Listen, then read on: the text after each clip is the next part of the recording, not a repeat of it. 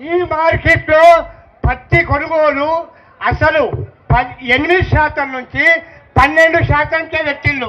కానీ 12% నుంచి 20%కు పెంచాలని మనం చెప్తున్నాం.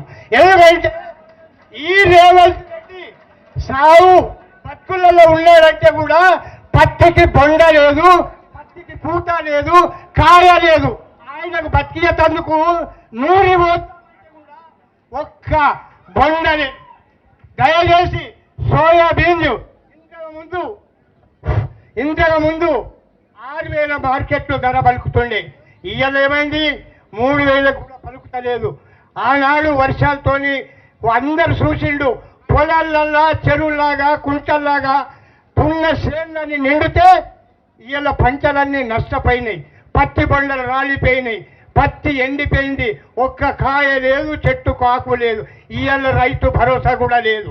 ఇంతకు ముందే 2 రైతు భరోసాలు ఎగగొట్టిండు, కానీ ఇప్పుడు కూడా రైతు భరోసా వేస్తలేడు.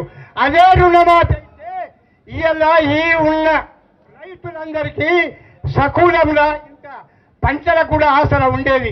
2 లక్షల పైన కట్టుకోమన్నాడు. 2 లక్షల పైన 1,50,000 2 లక్షలు కూడా వడ్డీలైనాయి. అసంటి రినివల్ చేసుకున్నందుకు అవి కట్టుకున్నాడు. ఇంట్లో అయినాయి, బయట అయినాయి. అసంటిది రుణమాఫీ కూడా చేయలే.